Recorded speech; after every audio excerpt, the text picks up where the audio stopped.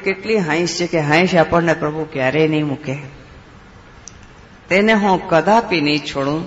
શ્રી મહાપ્રભુજી એટલા પ્રસન્ન થયા આ વાણી સાંભળીને. તેના સકલ દોષની નિવૃત્તિ થશે. આ વધારેનું કહ્યું આપણને કે જે જીવને આપ અંગીકાર કરાવશો તેને હું કદાપી નહીં છોડું અને તેના સકલ દોષની નિવૃત્તિ થશે. એ દોષ બાકી દોષ રહિત સહિત નહીં હોય, બલકી દોષ રહિત થઈ જશે. આ સાંભળી શ્રી મહાપ્રભુજી ખૂબ પ્રસન્ન થયા અને શ્રી મહાપ્રભુજીએ આ વચનને સાંભળીને તાહી ક્ષણ પવિત્રા ધરાવ્યા. પવિત્રા સૂતના, સૂત એટલે નિર્ગુણ. નિર્ગુણ પોતે નિર્ગુણ સ્વરૂપ છે. વાણી જે પ્રગટ કરી રહ્યા છે તે પોતે પણ પ્રગટ નિર્ગુણ છે. શ્રી મહાપ્રભુજી સાંભળી રહ્યા છે તેઓ પણ નિર્ગુણ છે. અને તેમને સૂતના 360 તારનું પવિત્રું એટલે 360 દિવસ માટે બાંધી લીધા. કોને? તો કે શ્રીનાથજીને, કે આપને બંધનમાં બંધાઈ ગયા છો કે આપ કોઈ જીવને પણ જેને વલ્લભ દ્વારા નામ નિવેદન થશે તેને કદાપી નહીં છોડો. અને બંધનમાં બંધાઈ ગયા કોણ? તો શ્રીનાથજી. અને શ્રીનાથજીને પછી મહાપ્રભુજીએ મિશ્રી આ રોગ આવી. કેટલીક વાર વિષ્ણુ કહે છે અમારે તો મિશ્રી ભોગના ઠાકોરજી છે. અરે મિશ્રી એટલે કઈ જેમ તેમ છે, પ્રથમ ભોગ છે. શ્રી મહાપ્રભુજી અંગીકાર કરાવ્યો. આરોગ આવ્યું શું? તો કે મિશ્રી. ભોગમાં પ્રથમ આવી કોણ? તો કે મિશ્રી. અહો ભાગ્ય ને! હું તો મિશ્રીની સાથે સાથે એને કહું છું પ્રથમા. એને પ્રથમ સ્થાન મળ્યું છે મિશ્રીને. સૌથી આગળ મિશ્રી. સૌથી પહેલો શ્રી મહાપ્રભુજીએ ભોગ ધર્યો તો મિશ્રીનો. મિશ્રી આરોગ આવી. અમારામાં તો કહેવાય અખંડ સૌભાગ્યવતી સામગ્રી. મિશ્રી એવરી ડે આવે. માખણ અને મિશ્રી. તમે જારીજીમાં પણ જયારે આપણે કંઈક બારગામ જવું હોય તો જારીજીમાં મિશ્રી ભરાય છે. અખંડ સૌભાગ્યવતી સામગ્રી કોણ? તો કે મિશ્રી. અરે કઈ જેમ તેમ છે. વિચારો ને કેટલી મીઠી છે. એમે થાય છે ને અત્યારે મોઢામાં હોય તો આનંદ આવે. મિશ્રી જોવામાં પણ સુંદર લાગે, લેવામાં પણ સુંદર લાગે ને મિશ્રી ક્યારેય કફ ન કરે એટલે અસર કરવામાં પણ એના ગુણરૂપ પણ બહુ સુંદર છે મિશ્રી. અને એ દિવસે મધુરાષ્ટકની રચના થઈ. શ્રાવણ શ્યામલે પક્ષે એકાદશ્યામના દિવસે મધુરાષ્ટકની રચના થઈ. પરંતુ પ્રાતઃ જ્યારે થઈ ત્યારે શ્રી મહાપ્રભુજીએ દમલાજીને પૂછ્યું કે દમલા તેને કચ્છો સુન્યો? તો દમલાજીએ કહ્યું કે સુન્યો તો સહી પરી સમજ્યો નહીં. તો શ્રી મહાપ્રભુજીએ સમજાવ્યું શું? તો કે સિદ્ધાંત રહસ્ય. મધુરાષ્ટક ના સમજાવ્યું. સુન્યો તો સહી પરી સમજ્યો નહીં. બસ એવું જ કંઈક સમજવાની કક્ષા આપણે બી છે જે આપણે મધુરાષ્ટકના દ્વારા સમજીશું. આપણે જે સમજીએ છીએ એ ખરેખર તો પદાર્થ વાઇઝ સમજીએ છીએ, તત્વ વાઇઝ નથી સમજતા. આપણે કોઈ પણ વસ્તુ સ્થિતિની ઊંડાણમાં તો જતા જ નથી. ખાલી જાણવું છે પણ માણવું નથી, એક ઓર વાત છે. બાકી જાણવું જરૂર જોઈએ તો આપણને ખબર પડે કે મધુરાષ્ટક એટલે શું. તો આપણે અહીંયા પ્રારંભ કરીએ છીએ પ્રથમ શ્લોકથી શરૂ. એક શ્લોકમાં 7 ચરણ હોય. અધરમ મધુરમ, વદનમ મધુરમ, નયનમ મધુરમ, હસિતમ મધુરમ, હૃદયમ મધુરમ, ગમનમ મધુરમ, મધુરાધિપતે રખિલમ મધુરમ. તમામ ચરણની સાથે એક વાર્તા સંગતિ છે. ચાહે 84ની હોય, ચાહે 252ની હોય, વાર્તા સંગતિ હોય. એમાં પ્રથમ આવે છે અધરમ મધુરમ. એટલે આપણને એમ લાગે કે અધરામૃત. વિષ્ણુ છે ને બહુ વિવેકની ભાષામાં બોલતા હોય છે કે અમારી સાથે જે પણ માણસ બાઈ ચાલતા હોય, જે આરોગી લે ને એટલે અધરામૃત તમારા માટે રાખજો. બધા વિષ્ણુ વિવેકની ભાષામાં બોલતા હોય છે કે પ્રભુ જે આરોગ્ય હોય ને એટલે વલ્લભકુલનો કોઈ પણ બાલક, આપણા ગુરુદેવ હોય તો શું, વલ્લભકુલનું બાલક આરોગ્ય એટલે વિષ્ણુ શું બોલે કે અધરામૃત અમારા માટે રાખજો. આ વિવેકની ભાષા છે. પણ હકીકતમાં તે અધરામૃત નથી. તો તે શું છે? જૂઠણ. તે જૂઠણ છે. આપ 84 ને 252 વિષ્ણુની વાર્તા ખોલો વારે વારે એમ આવશે કે આપ આરોગીને ઉઠ્યા ત્યાર પછી જૂઠની કી પાતરી ધરી. ક્યાંય એવું નથી આવતું કે અધરામૃત દીધું, ક્યાંય નથી આવતું. કારણ કે આપણો પ્રથમ ચરણ જ છે અધરમ મધુરમ. આપના અધર મધુર છે તે કોણ ભાતીશો જાણીએ. કોને અધરામૃત કહેવાય, કોને અધરામૃત કહેવાય? મને નટવરગોપાલ કાકાજી કહેતા કે રાજા બેટી અધરામૃતનું અર્થ છે, અધરામૃતનું અર્થ છે ચરવિત તાંબુલ, એટલે ચાવેલું પાન. આપણે ઠાકોરજીને બીરા ધરાવીએ. આપ બોલો બીરા, ડોન્ટ સે બીડા. પછી બીડા બી નથી બોલતા, બીડી બોલીએ કે ઠાકોરજીને બીડી ધરી. એટલે અત્યારનો આધુનિક યુગ હોય ને તો ઓલું થઈ જાય ને પૂરું. આપ સમજી ગયા ને? આધુનિક યુગને શું લાગે બચ્ચાઓને? હાય હાય ઠાકોરજી બીડી, પછી આગળ તો બોલે જ નહીં. આપણે એને મર્યાદા નડે, પણ બીડી નહીં બોલવાનું, બીરી, બીરી, ચૂરી, બીરી ધરો, ચૂરી ધરો. પાનના નાના નાના બીરા હોય તો એને બીરી કરો, પણ બીડી બીડી તો ન જ બોલો. હા, ઓલા પાનના બીડા મોટા જેના ખોલવામાં બી નથી આવ્યા, ખાલી પેક કરીને, જેમ શ્રીનાથજીમાં આપ જાઓ છો કે તેને બીડા કહેવાય. બીડા એટલે બંધ કરવું, બીડા એટલે બંધ કરવું, એને બીડા કહેવાય, પણ બીડી તો ન બોલો. એટલે આ સાવધાની આપણે અવશ્ય રાખવાની કે આપ જે બોલો છો તેનો પડઘો પડે છે ત્યાં, એના વેવ્સ પડશે. પછી કોઈક જો મારા જેવું અધિક સમજદાર આવી ગયું ને તો તરત કહેશે આને બોલવાની ખબર નથી પડતી, શું બોલી રહ્યા છો. તે પ્રમાણે પછી આપણી જગ્યા બને છે. આપ જે પ્રમાણે બોલો એ જ જગ્યા મળે ને. હું 3 ટાયર એસી માંગુ તો ફર્સ્ટ એસી કોઈ થોડું આપશે મને. હું ઇકોનોમિકલ ક્લાસની ટિકિટ માંગુ તો બિઝનેસ ક્લાસ થોડી આપશે. એટલે જેવી રીતે આપણે બોલશું ને એ રીતે આપણી જગ્યા બને. એટલે બીરી હવેથી ધ્યાન રાખજો. ઓલા મોટા મોટા જે બીડા હોય એને બીડા કહેવાય, પણ નાની નાની જે બીરી હોય છે એને બીરી જ કહેવાનું. ત્યારે નટવરગોપાલ કાકાજી આપે મને કહ્યું કે રાજા બેટી જે અર્વિત કરેલું તાંબુલ એટલે કે ચાવેલું પાન એ જયારે આપણને મળે છે તો તે અધરામૃત છે. બાકી તો વલ્લભકુલના બાળક દૂધ આરોગે કે જલ આરોગે કે આપ રાજભોગની સામગ્રી આરોગે કે શયનભોગની સામગ્રી આરોગે કે ફરાળનું આરોગે, એ બધું જૂઠણ છે. વલ્લભકુલ એટલે ગુરુચરણના આરોગ્યા પછી જે આપણે લઈએ છીએ તે જૂઠણનો પ્રકાર છે, નહીં કે અધરામૃતનો. અધરામૃત લેતા કદાચ આપણને ચરવિત તાંબુલ મળે. મને તો જો કે મળેલું છે વૈષ્ણવ. એ ચરવિત તાંબુલસ તો આજે બોલી રહ્યું છે કે ક્યાંથી ક્યાં સુધી પહોંચાડી દીધા ચરવિત તાંબુલે. એક એક અક્ષરસહ મને નટવરગોપાલ કાકાજી વારે વારે યાદ આવે કે નટવરગોપાલ કાકાજીએ મને ચરવિત તાંબુલ આપેલું, ચરવિત તાંબુલ આપેલું. એ મારા કાકા થાય, હો, એ મારા કાકા થાય. એક સમય કોઈક વૈષ્ણવ બહુ સુંદર બીરા સિદ્ધ કરીને લઈ આવ્યા હતા. પછી નટવરગોપાલ કાકાજીને લેવડાવતા હતા, મારા કાકા થાય. એમના મુખમાં બહુ ભરાઈ ગયા ને એટલે મને આપ્યું કે રાજા બેટી અહીંયા આવો. એટલે હું એમની પાસે ગઈ, તમારું હાથ પકડીને બધો ઉગાર આપી દીધો, આટલું બધું ચાવેલું. પછી અમને તો અમારે મા બાપના પેલા સંસ્કાર ને કે રાજા બેટી કભી અકેલે કોઈ વસ્તુ લેવે કે નહીં, સબકો દે કે લેવે કે.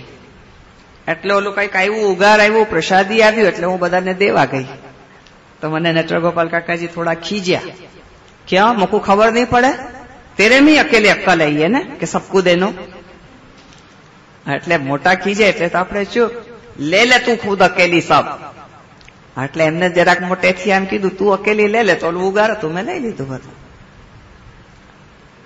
એ બધું મેં લઈ લીધું. મને શું ખબર કે આવું અદભુત આપી દીધું. એવું અદભુત આપ્યું છે કે ખરેખર આજે રોમ રોમ મધુરતાથી ભરેલું છે. આકરું ફાવતું નથી. એટલે અધરામૃતના સિમ્ટમ્સ કેવા હોય કે ભક્ત પહેલા તો પ્રેમી બની જાય. જે જીવને ચરવિત તાંબુલ રૂપી અધરામૃતની પ્રાપ્તિ છે. તાંબુલ એટલે આપ સમજી જજો ચાવેલું પાન. ચાવીને જે પધરાવ્યું હોય તે ચરવિત તાંબુલ રૂપી જેને મળેલું છે એને જ અધરામૃત પ્રાપ્ત છે. બાકી બધા તો જૂઠણમાં છો, બાકી બધા જૂઠણમાં છો. આ બધા ગુરુજનની જૂઠણ લો છો. પણ અધરામૃતના સિમ્ટમ્સ શું કે પહેલા જીવ પ્રેમી બની જાય, પહેલા જીવ પ્રેમી બની જાય. ત્યાર પછી તેનામાં દીનતા આવે. એના સિમ્ટમ્સ છે, આ બધું આપનામાં છે, જોતા રહેજો. હા, ત્યાર પછી તેને સત્સંગ કરવાનું મન થાય. સત્સંગ કરવાનું મન થાય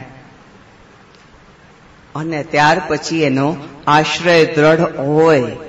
એક સાધે સબ સદે ઓર સબ સાધે સબ, આગળ બોલતા નહીં. હા, બસ પછી સમજી જ જવાનું, અન્યથા વાણી નહીં બોલવાની.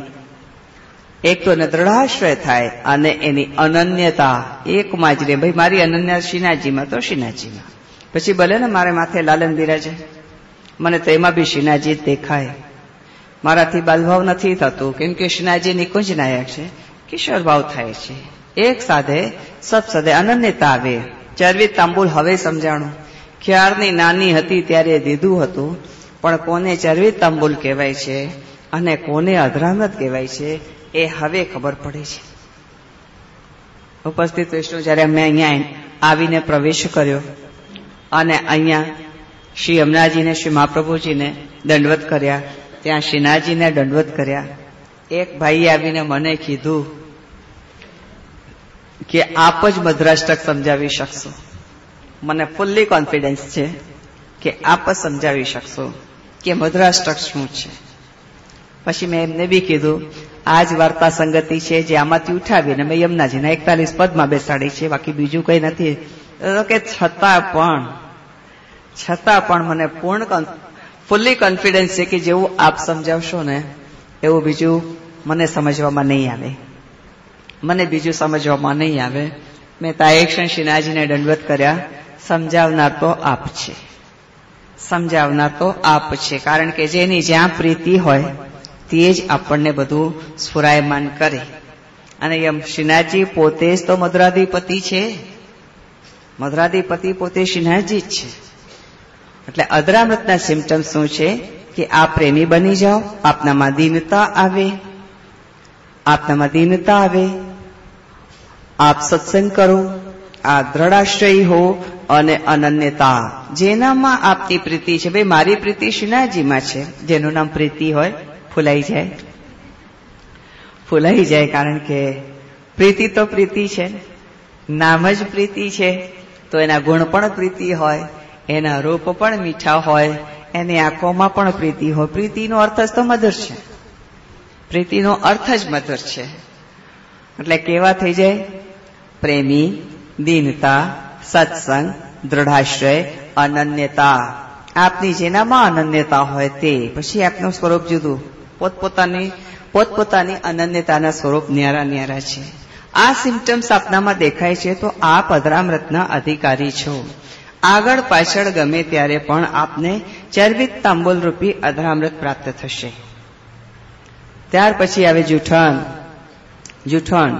આરોગ્ય પછી એટલે કે ગુરુજન, આપણા વડીલ બાળકો જ્યારે ભોજન કરીને ઉઠે અથવા ચા દૂધ લીધું હોય કે જલ લીધું હોય, આપના આરોગ્ય પછી આપણને જે મળે છે એને જૂઠણ કહેવાય. જૂઠણના સિમ્ટમ્સ શું? આપણે આપણા ગુરુદેવની જૂઠણ લેતા હોઈએ તો તેના સિમ્ટમ્સ કેવા? કે એક તો આપની દૃષ્ટિમાંથી દોષ જાય. દૃષ્ટિમાં દોષને જગ્યા જ નથી રહેતી, બધા સારા છે. દાખલા તરીકે હમણાં મને એક ગાડી મૂકવા આવી ને, એમાં ઓલું ચાલતું હતું, રાધા ગોરી ગોરી જમનાજી કો મીઠે રસ સે ભરી રાધા રાની લાગે, મને કારો કારો જમનાજીરો પાની લાગે. અરે બાપરે, આવું બોલે? એકને ઊંચું બેસાડવામાં, ઉઠાવવામાં, એકને નીચું બેસાડવાનું, આ કોઈ રીત જ નથી. ત્યારે એમ બોલવાનું, એ મીઠી રસ સે ભરી રાધા રાની લાગે, મને પ્યારો પ્યારો યમુનાજીરો પાની લાગે. કારો કારો નહીં બોલે. રાધાજી તો ગોરી ગોરી યમુના કારી. અરે આવું બોલે? રાધાજી તો ગોરી ગોરી યમુના પ્યારી પ્યારી. બંને સારા છે, આ પણ સારા છે, આ પણ સારા છે. આ સારા છે પણ આની કોઈ ખરાબી બતાવીને સારા છે એ મારા ભેજામાં નથી આવતું. મારા તો ભેજામાં જ નથી આવતું. આ પણ સારા છે, આ પણ સારા છે, આ પણ સારા છે. કારણ કે મને તો લાગે છે શ્રી મહાપ્રભુજીએ મને અધરામૃત પણ આપ્યું છે અને જૂઠણ પણ આપી કે દૃષ્ટિમાંથી દોષ જ નથી. બધા સારા છે, બધા પ્યારા છે.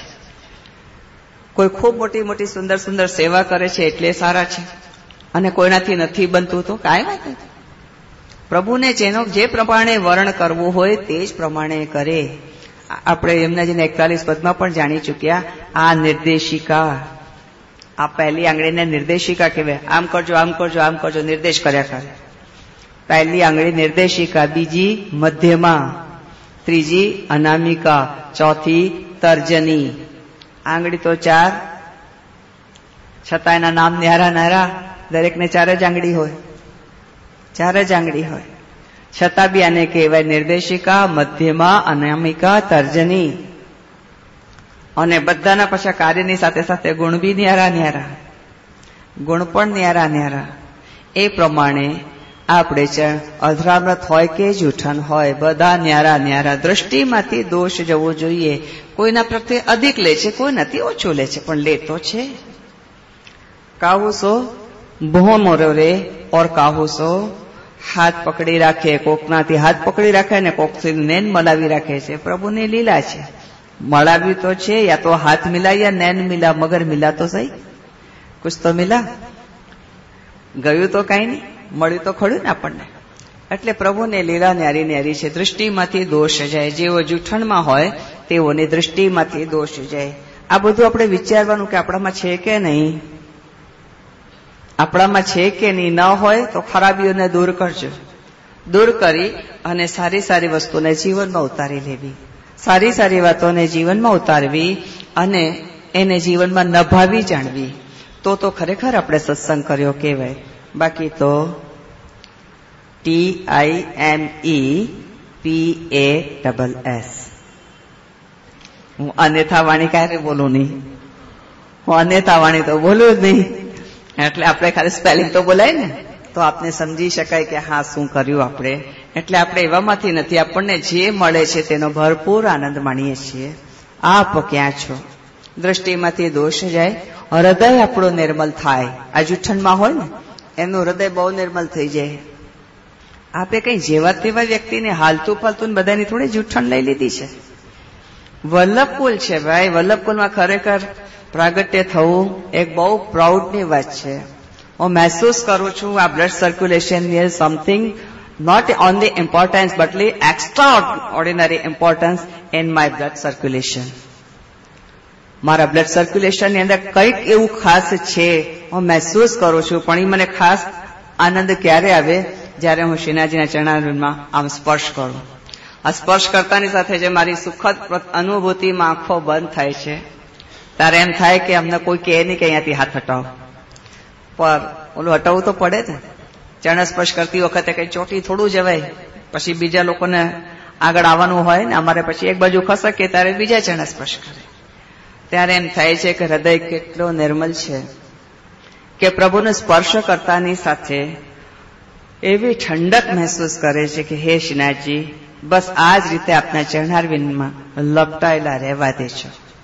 દ્રષ્ટિમાંથી દોષ જાય, હૃદય આપણું નિર્મલ થાય, આપણી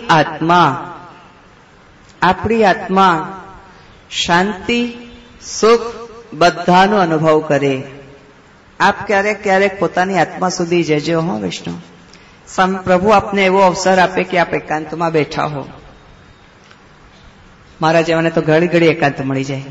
કહેવાય બધા સાથમાં. મારે ક્યાંક જર્ની કરવાની હોય ને તો હું આરામથી આંખ બંધ કરીને મારામાં ડૂબેલી રહું. પછી ઓલા ભલા ને આવનારા જનારા બધું ગમે તે કરે, પણ આંખ બંધ કરીને એક એવા અંદર ડૂબી જાઉં ત્યારે પોતાની આત્મા સાથે આપણે ફેસ ટુ ફેસ થઈએ. ત્યારે આત્મા એટલી પુલકિત હોય જાણે આપણી આત્મા આપણને જ જોતી હોય. એટલે not a face wise and figure wise આપણને જોતી હોય છે કે આપણી આત્મા કેટલી શુદ્ધ છે. ક્યારેય કોઈનું ખોટું નહીં કરવાનું, નીતિ અને નિયત હંમેશા સાથ રાખવાની, અને બને ત્યાં સુધી કોઈને ઉપયોગી થઈએ, એના મનથી એના હાશ નીકળે અને આશીર્વાદ નીકળે એવા કાર્ય કરીએ.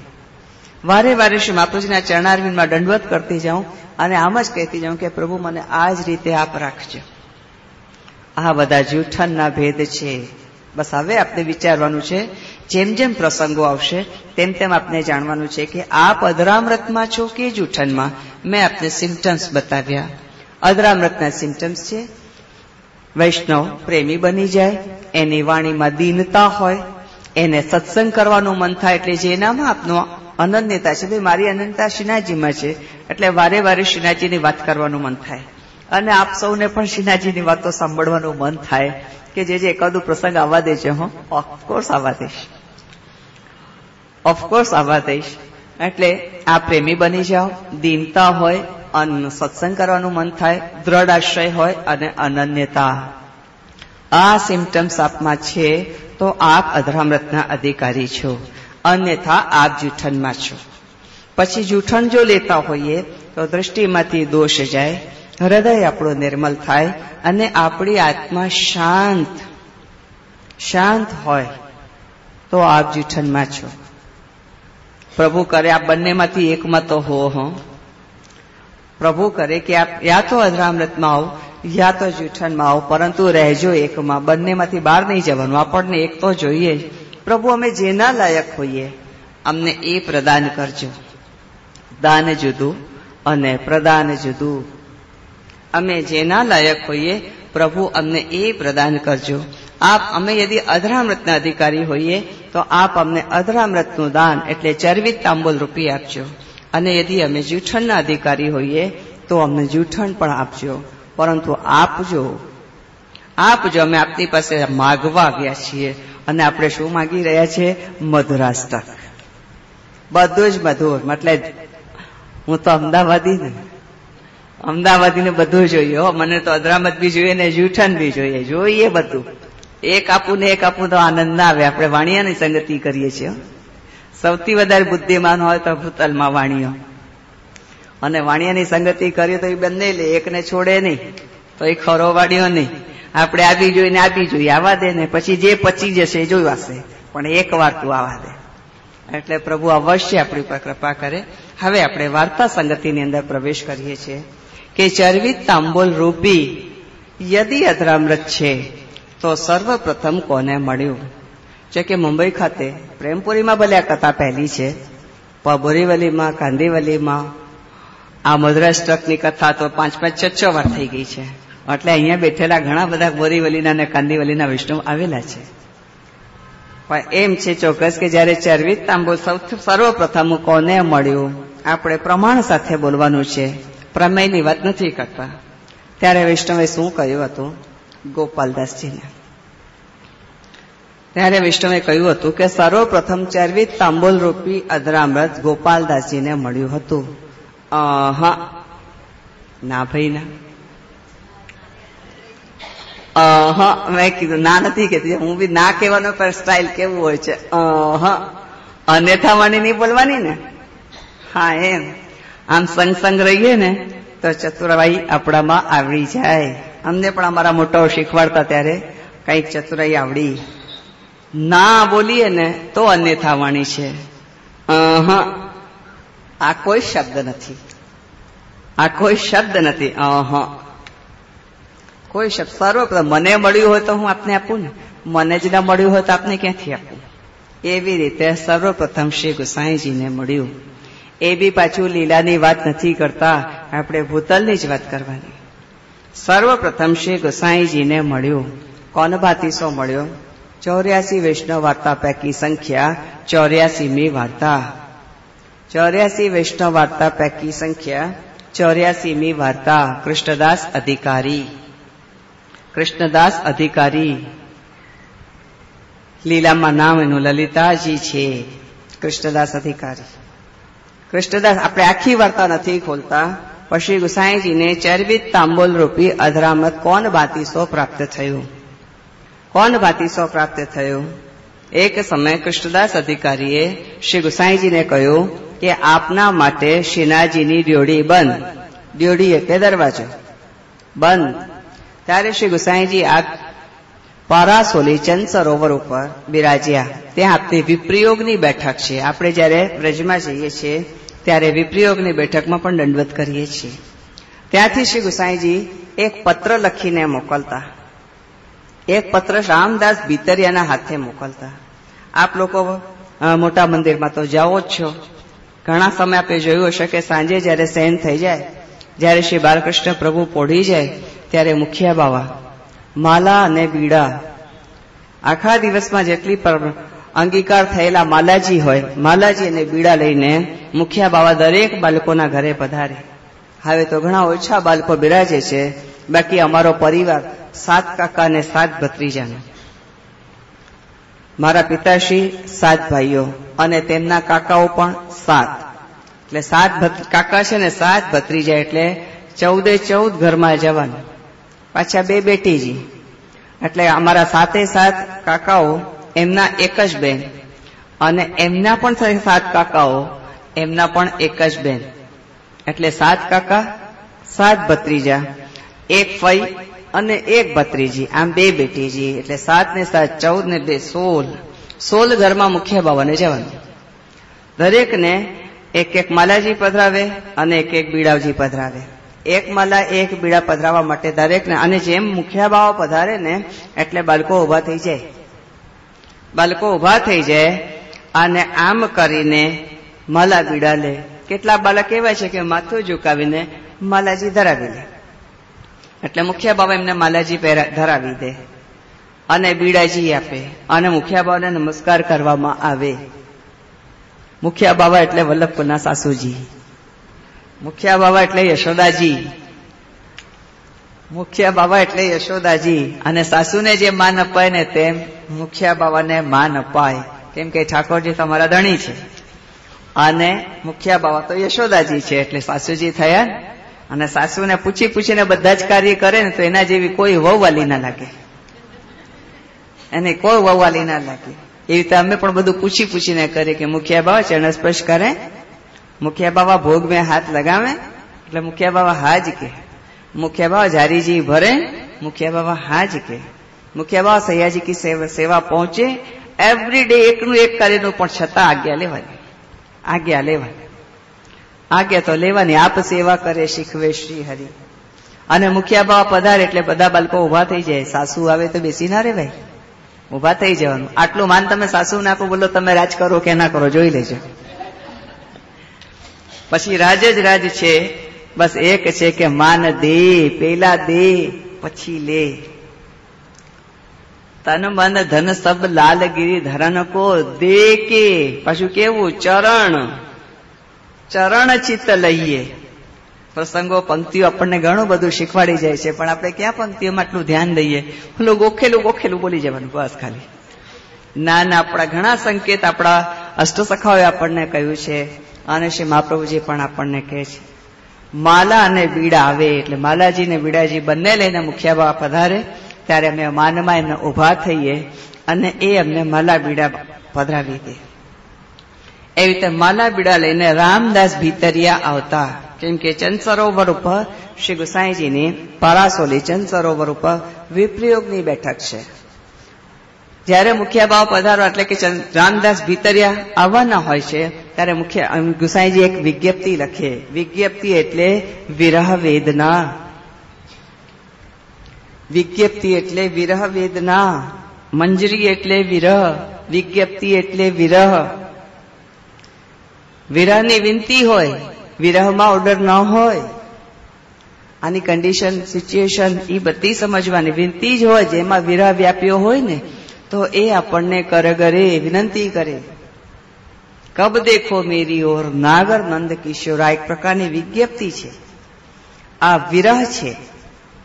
તુમ ચિતવત હમ ચિતવત નહીં, મેરે કરમ કઠોર, અપના દોષ પરાયમન છે.